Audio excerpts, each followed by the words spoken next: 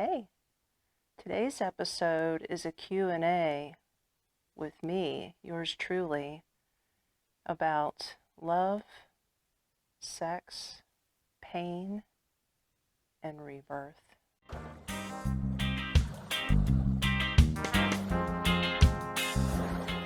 Hey there. Welcome to the Personal Growth Channel, where we talk all things that help you grow as a person. I'm your host, Tami. If you've been following me and watching my videos, I just want to first say thank you very much. I appreciate you, as always. But maybe there's been a little something in the back of your mind and you've had some burning questions about who I am, where I'm from, where I've been, and possibly where I plan to go. And I wanted to sit down and do a personal Q&A with you, my audience, and share some of the deep, intimate things about me and my life, and I hope you enjoy it. And at the end of the video, feel free to drop a comment and, hey, subscribe if you aren't already a subscriber. As always, I love you, my audience, so let's get going on this. I think you'll enjoy it. I was born in Pittsburgh, Pennsylvania. My family's originally from there. And after I was born, they decided to move to Central Florida. And that was right after I was born, and then that's where I grew up. I am pretty much a Floridian. I've lived in Central Florida all my life, and I'm currently 51 years old, so I think that classifies me as a cracker. Should I say a Florida cracker? Yes, I have been married one time. Oh, for almost 25 years, I was married to this man I met while I was in high school. And we did have two beautiful children together, a boy and a girl, and they're both grown now.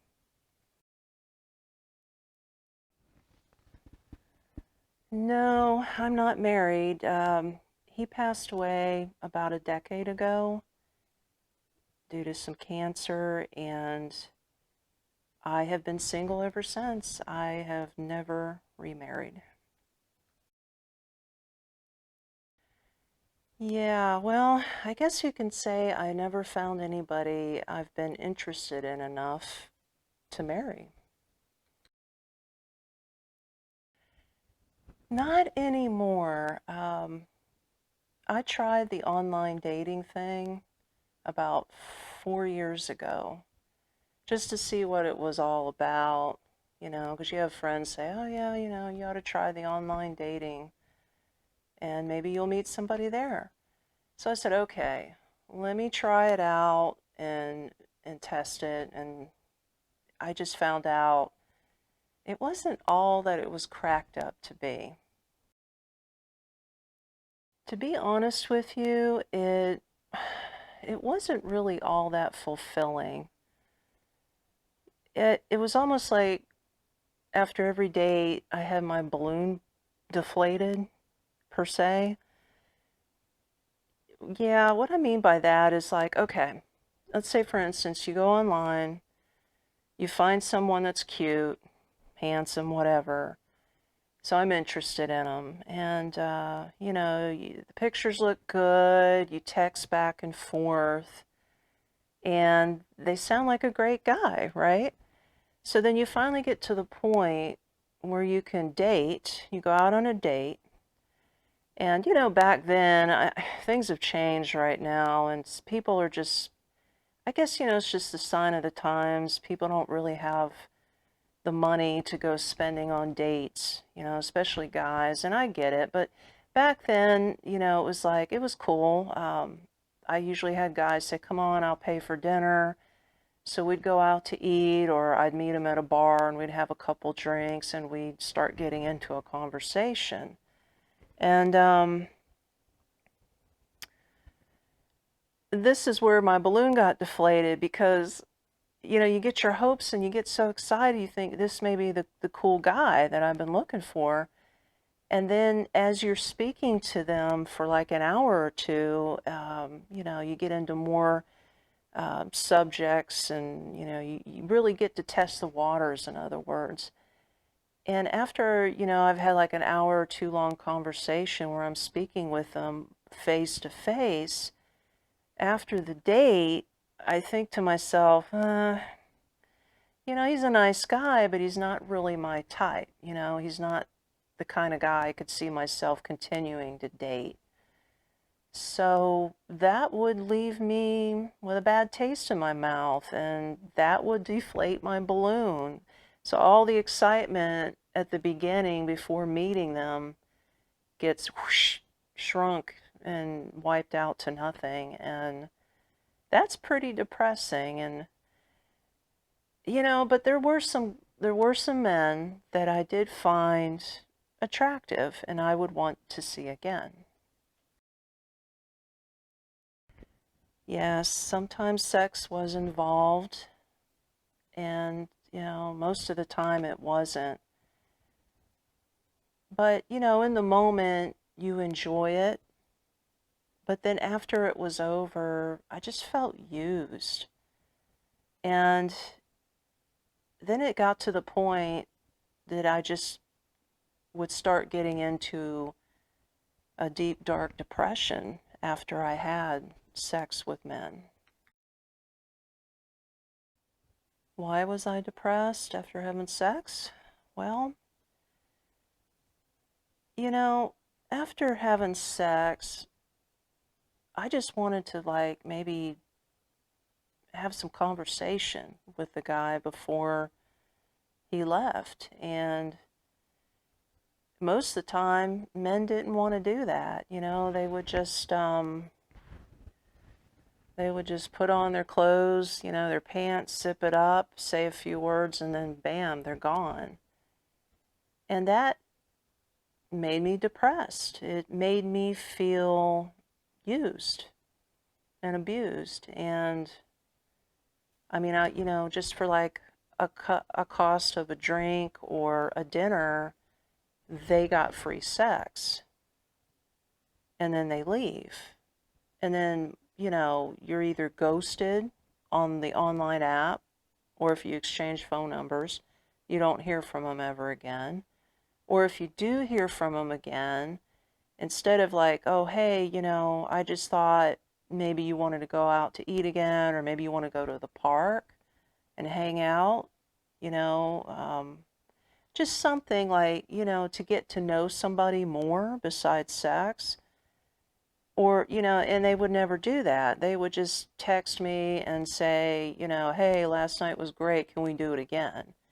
So it was like there was no, I guess the word's intimacy. There was no intimacy or passion with that person when I was having sex with them. And it was just so,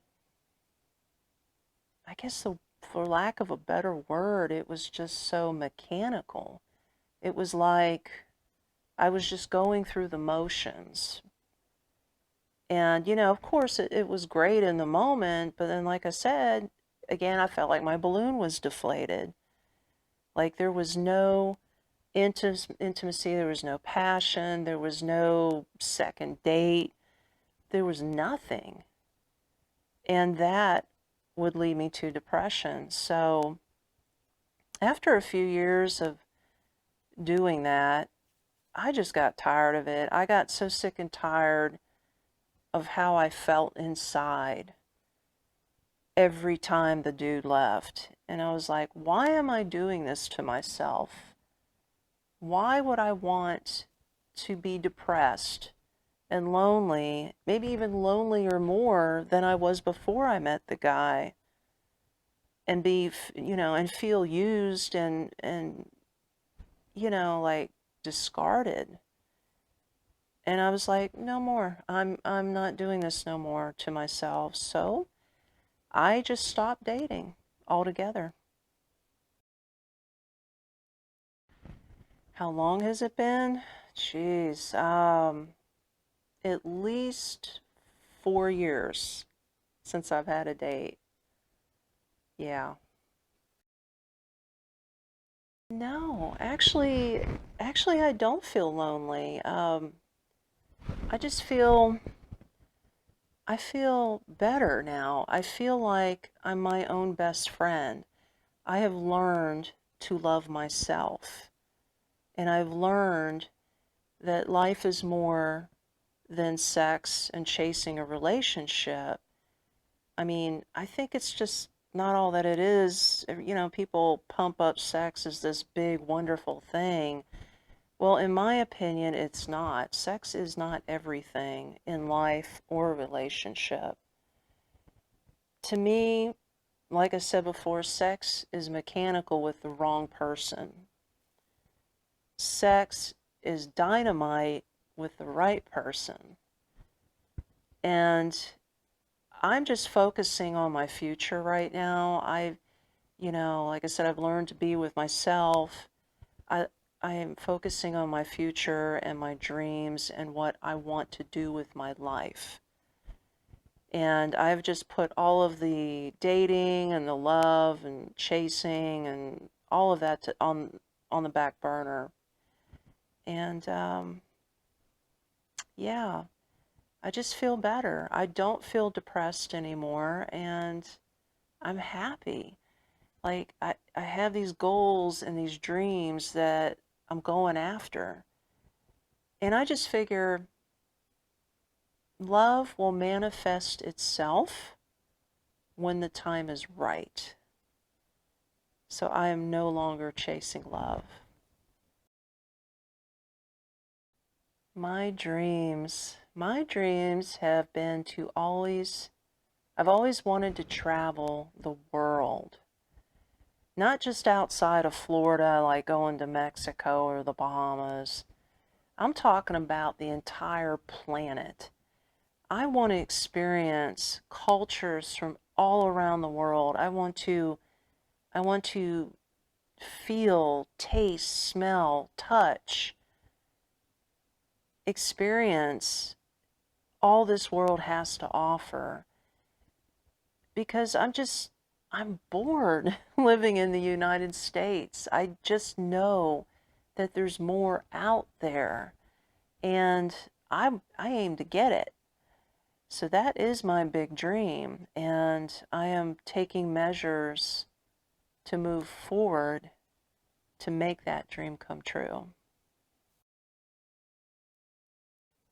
Soon, actually about 1 year from now, I'm planning to take off. Yeah, and at first I was planning on traveling solo. Didn't bother me to travel solo. But, my son, I was talking it over with him. He's turning 18. I'm just waiting for him to graduate next year. And he's like, Mom, I would like to go with you. And at first I was like, I don't know about that. I think I just want to do this on my own. But then I gave it a lot of thought and I says, that's not a bad idea. That is not a bad idea. You can come with me. I agreed to have him come with me to travel. And I figured that would be a wonderful opportunity with him being so young. And not only that, but it's just so exciting to think about all these future memories that we're going to be able to create together that he's going to remember for the rest of his life, even long after I'm dead and gone.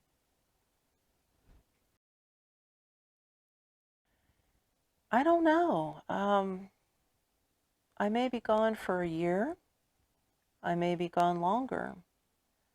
I may never come back to the States at all to live. I'll come back to visit my daughter, and I don't know how long my son's going to plan on traveling with me. That's sort of up in the air. He may get tired of it after a few months and want to go back, and that's fine. After all, it's my dream, it's not his. But, yeah, I feel in my heart once I get out there, I don't see myself ever coming back to the States and living. I think I'm going to plan on looking into other countries and gaining citizenship or residency and becoming an expat and living out my retirement years in a place that could fulfill my wildest dreams.